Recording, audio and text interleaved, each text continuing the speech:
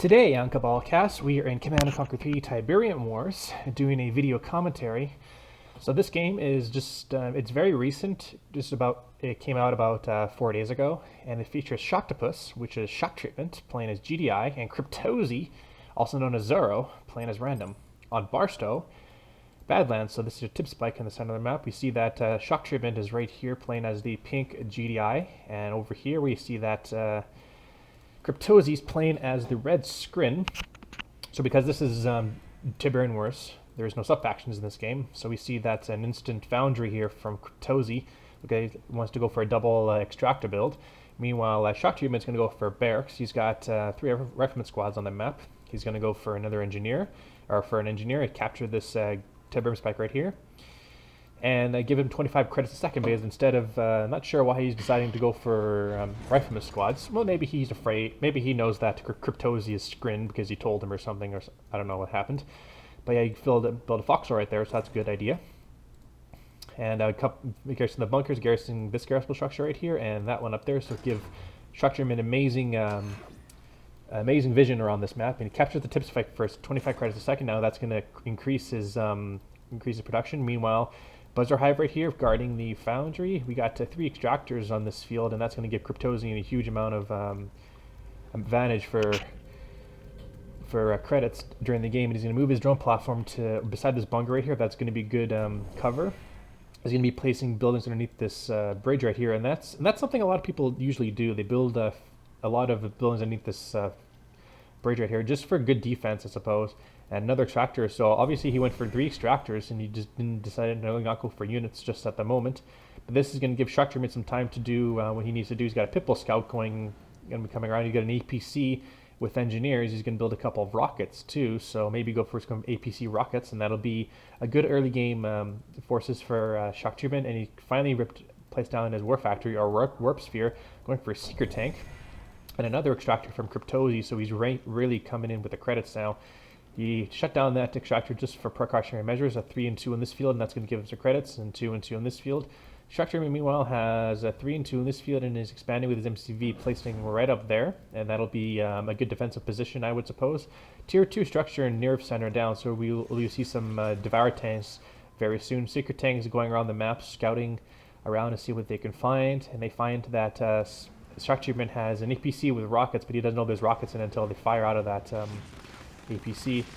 And there's the engineer squad right there. So I'll keep that clicked on, so just in case I know I can find where the engineers on the APC. Place down a refinery there for Shock Treatment, and Shock Treatment's going to come in with some APCs now. I'm sure Kriptozoy knows that there's going to be some type of an engineer inside one of them, and Shock Treatment is going to be coming in with that APC that I clicked on, and he knows that one of them has an APC engineer because he played Shock Treatment enough to know which is which. And here comes the APC, and it's going to be placed down right there, and it's going to force a sell of the nerve center, but the engineer gets killed so that he can't capture any more structures. So that means no more Devour tank production for Kriptozoy until he can get another nerve center. Should place it in a defensive position up here maybe, so he can keep away from Shock Treatment. But those Pitbulls managed to take out that one single Devour tank, and a portal's been placed down for some disintegrator squads. 2 portals are down, and this is going to give Shock Treatment some time to build up a force needed to counter Kriptozoy. And he's got 2 refineries there with 2 harvesters, which is a good thought. Small contingent of secret tanks and gunwalkers here from Kriptozoy, taking out those Pitbulls and pushing them back to the base. Harvesters being transferred over from the main base from Shock Treatment. And Shock Treatment still holds that tip spike, so it's giving him a lot of money.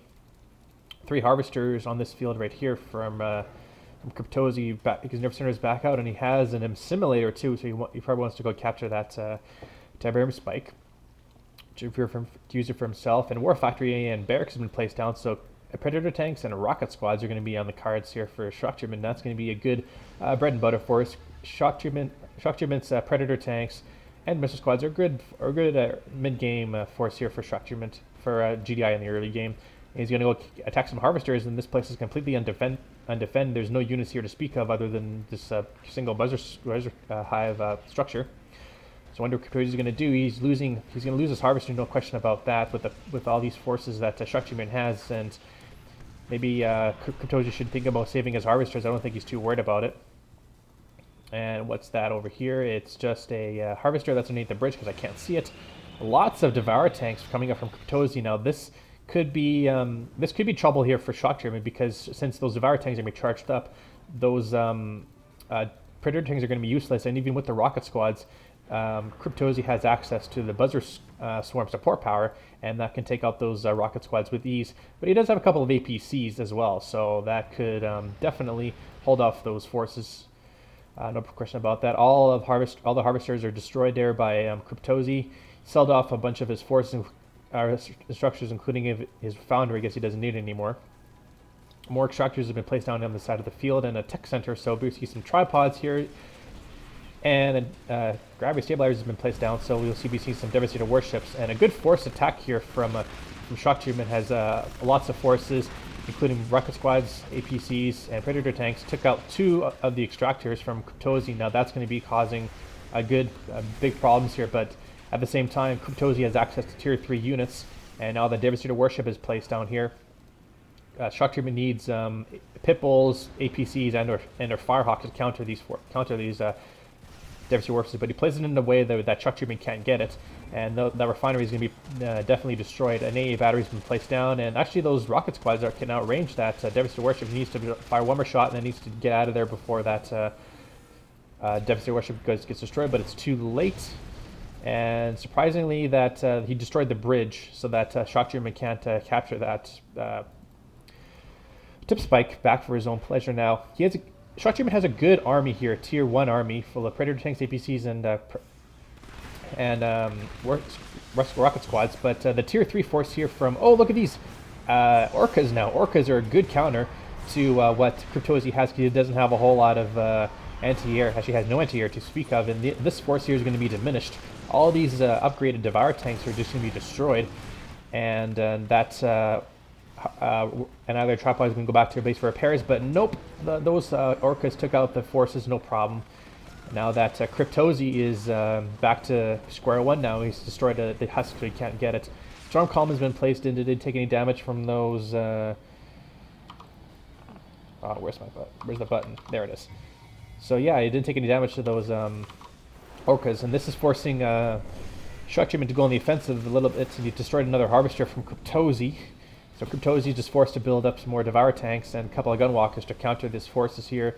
And that Tiberium spike is under attack from those juggernauts. I guess shock treatment doesn't want Kriptozoy to benefit any more of those credits that the Tiberium spike is that Tiberium spike wants. And here comes that Orcas takes out the remainder of that tip spike. Now those orcas are going to be flying around a little place and going to go for some more harvester hunting. They should be able to take out this harvester, and they do, and they lose 1 orca in the process, but that's okay, because that is absolutely worth it. And you got a veteran orca out of the whole situation. Holy cow! I did not see this. Look at this. Tier 3 placed in a very peculiar position, and Tier 2 up here so that Kriptozoy can't see it. And orcas in one airfield, and this second airfield should be Firehawks. If it's Firehawks, that'll be awesome, and it is Firehawks. Kriptozoy is in trouble because he doesn't know where all the orcas and Firehawks are coming from. At the same time, he's got 2 of these devastator warships, and they're firing on that refinery, and that refinery is destroyed. And we see a mastermind here from Kriptozoy, and takes out that harvester. Unfortunately, not going to be powerful enough to bring back to base. Those juggernauts take it out, and those devastator warships are going back to base. And the Firehawks should be coming in. They do have missile loadout. Oh, and they do not manage to destroy their devastator warship because it was in the vicinity of the storm column, and that provided an extra health. And because of that, shock treatment lost one of his Firehawks. So that was a good trade there by Kriptozoy. And that harvester is probably going to go down. Nope, it escapes the blast until that. Nope, it escapes the blast. Orcas are flying around, doing some more harvester hunting. They do see that mastermind, and is going to take another. Oh, what happened? Oh, I was wondering why didn't take that harvester. Why isn't that mastermind taking that harvester? It should take that harvester, so that's going to cause shock treatment to lose more of his harvesters than he needs to. Harvesters are going into the main field of Kriptozoy. Just firing those harvesters, no problems there, and force firing those cropters to heal up that mastermind. Mastermind's going to go back in to see if he can mind control something else, and what is he going to control? He's going to take control of another harvester, and that's just annoying. That's just annoying for shock treatment because he has to deal with that mastermind. And since GDI have there's no such thing as hammerheads in Tiberium Wars, That's going to be another harvester in for Kriptozoy, and low power because of the signal transmitter. Are we seeing some wormhole activity or some mothership? That'll be awesome. Firehawks are flying over the place now. Shocktroop is going for some infantry to counter that mastermind, and it's going to take out that extractor to deny any operations for this place right here. And 2 juicy power plants are going to be on the cards here for those orcas. Orcas are coming in, and they're definitely going to be destroying those 2 reactors. No problems there. And that tripod now, it's been teleported away to save that tripod from those juggernauts. Good shot, good job there. And that single gunwalker is coming in. It's not phased. Here's the wormhole, and that's what I was talking about. The wormhole is coming in and captures the MCV, and it sells it to capture. And it sells it that means that shock treatment has no build radius whatsoever, and that's going to be perfect.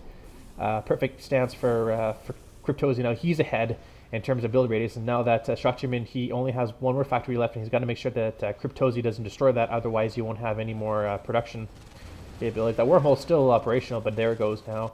And surprisingly, Kriptozoy can't do anything about this whole airfield production that's going to cause by shock treatment. And shock treatment coming in with those Firehawks, or do you have Stratofighters? They do not have Stratofighters. Attacks the technology assembler, does manage to take it out.